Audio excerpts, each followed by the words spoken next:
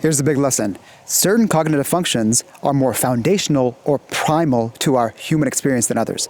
And the reason that's important is because there's certain functions that are supporting those primal functions, and there are certain functions that are just primal functions themselves. And you actually need to have that context to understand what those functions are doing. For example, thinking supports feeling. And we'll get into how and why. First, you guys all know that I shit on Dave when he says something stupid.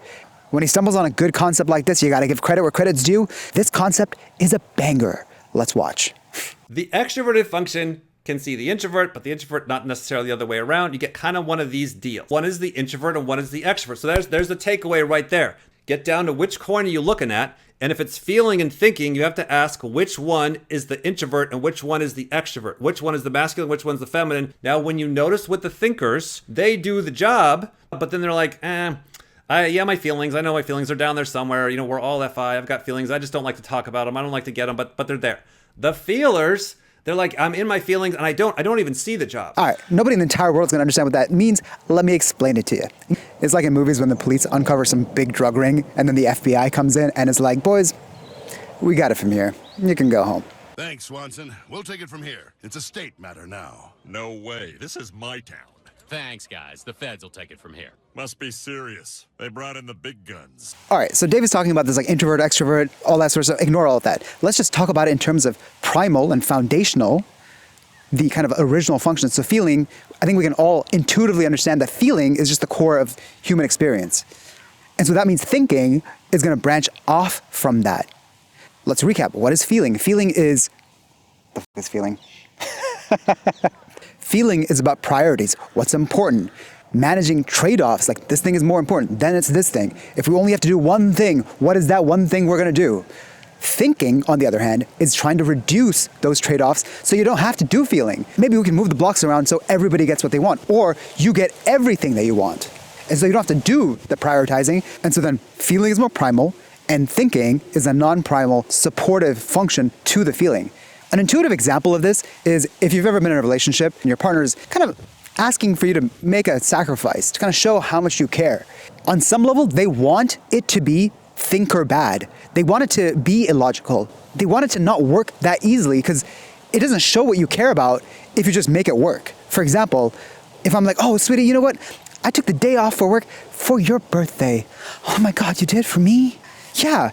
Also, I have a package coming and then my boss is off work anyway, and so it kind of works out. And I just looked at the traffic. There's a lot of traffic today, so it's probably a good time not to go in. So yeah, this is the easiest time to do it.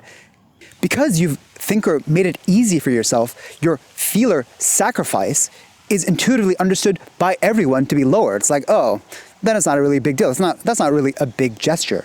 And the same thing goes for sensing versus intuition. Sensing is just seeing what is physically there, what you can observe, facts, figures, just concrete things. Intuition is serving sensing because it's trying to reduce the amount of sensing you need. It's like, look, we can fill in the gap there. Let's just imagine, do I want to go to the museum? Oh, I've never been to the museum before. Let me just imagine what it's going to be like. Oh, that's right. It ends with me blowing my brains out. So let's not do that. Let's save ourselves the work of actually experiencing things. So intuition is serving the more primal sensing. Then you have DI, which is like TI or FI, depending on which one you have. Your own personal perspective, your understanding. Your choice is unique personally to you, reflecting your personal experience, your personal tastes and demeanor and all of that. Extroverted deciding, DE, which is extroverted thinking, TE, or extroverted feeling, that serves your DI. The DI is more primal because it's kind of like, we've all heard like monkey see, monkey do, right? Where does that come from? The monkey's just not automatically copying what the other monkey is doing. It's seeing, oh, I want a thing. Oh, I want that berry from that tree. Oh, I see how you got it. I want the thing. You got the thing that I want. I'm going to do what you did extrovertedly. I'm seeing what other people are doing and I'm seeing how they're getting the things that I might want. That's how FITE works. Monkey see, monkey do. DI in this case is the more primal thing, and the extroverted, looking extrovertedly what people are doing or what people are valuing to inform the most impact benefit for yourself, that's the non-primal or supporting function. Finally, this one I went back and forth on, which is gathering versus organize. Gathering is taking in from the environment or reacting to the extroverted environment. OI is organizing everything that you've gathered and taken in. So the question is, which is more primal in this? And this is very foundational because you're basically taking the view of, are human beings by default a little bit more extroverted or a little bit more introverted? And I'm going to make the case that OE, gather, which is externally seeing the options that are available, that is a more primal, foundational thing. Because we're living in an extroverted environment, we're living in the world. Sure, you are a person, an individual, that's your DI, but you're also extrovertedly living in an environment and you have to react to it. That's the foundational thing. That is the most primal thing. And so from that context, the OI, the narrowing down, it serves OE in the sense that it's trying to save you from doing OE. It's reducing your options to the best ones or the ones that have the highest ROI. It is predicting what is going to happen, right, in the case of NI and SE, so that you don't have to do that much SE. Let's say you're gathering berries, you're like, let's just go back to the same place that we knew that they were last time. Or the even more organizing thing is like, why don't we just take some of these seeds and plant them? That way we won't have to go anywhere. We'll control the whole thing ourselves and we won't be that reliant on our OE environment. Okay, now all of that means, now we're going into the objective personality animals. Stick with me if you don't know what it is. We'll explain it, don't worry. Okay, so now you have consume, which is now OE, gather, plus DI. That means that is the most primal thing. And what is consume? Consume is just taking in the external environment and having a personal reaction. And it's building your discernment. And so you're taking in every new thing and you're having, this makes sense? It doesn't make sense. I like it, I don't like it. And you're honing in your taste or your personal thinking by taking in new stimulus. In contrast, then blast, which is narrow down understanding that applies to everybody else, that serves the consume because it's trying to save you the cognitive load of taking in new and constantly checking in whether you like it or not, whether it makes sense or not. It's like, dude, let's just follow this path. This works for everybody else. Just do it. And now we're left with an interesting conundrum that both sleep and play have one aspect of a primal and a non-primal in it, which means that they're both primal. Okay, stick with me. Which means that those were both the foundational things. That you're meant to have, by default, both of those things. Which means if you are an energy dom, that means you have both sleep and play. I know I lost a lot of you non-OPS folk. That means being energy dom, which has to do with finding routines, actions, recipes, ways, habits to do things that reoccurringly bring a certain result through trial and error. That is the more primal thing. Information serves that goal. It's trying to save energy by understanding. So for example, if you imagine a recipe, let's take mayo, for example. 3 ingredients, oil, eggs, vinegar. How do people discover that? Probably through a lot of trial and error. But if we understand what each of those ingredients are doing, then you can replace them and you don't have to worry about trial and error. You can be like, oh, eggs are an emulsifier. We can just replace it with a different emulsifier. Oil is fat. We can replace it with butter.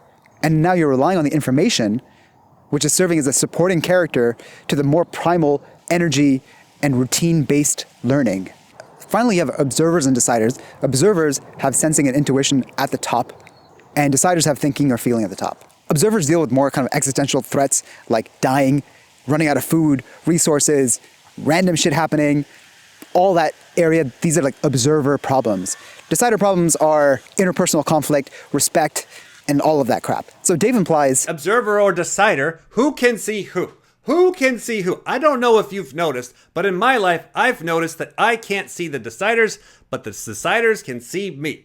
observers are the more foundational kind of primal function in this case, and deciders are supporting this kind of existential risk, which I can agree with because dying is a lot more foundational than losing respect or having interpersonal conflict and all that sort of stuff, because that might indirectly mean that you might lose resources or might not do as well as you would otherwise. But if you're freaking dead, you're dead, right? Anyway, so the point of all this is that this answers a big question of like, oh, why are thinking and feeling opposite? They're kind of, but they're not really. Thinking is serving feeling.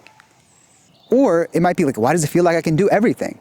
Because you can, and you have to. It also starts to answer like, what are the frustrations that each of the different functions have with one another? If you're intuition, you're gonna be frustrated with this, like, dude, do we really have to kind of see how this goes? I see where it's going.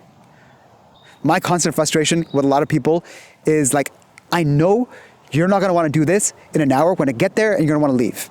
It's like, no, let's check it out. Get there, I wanna go. Why did we come then? It's like, oh, I wanted to see for sure whether it was that bad or not. It's the freaking museum. I want to discuss this a little bit more on my newsletter. Subscribe below, and I'll catch you guys next time.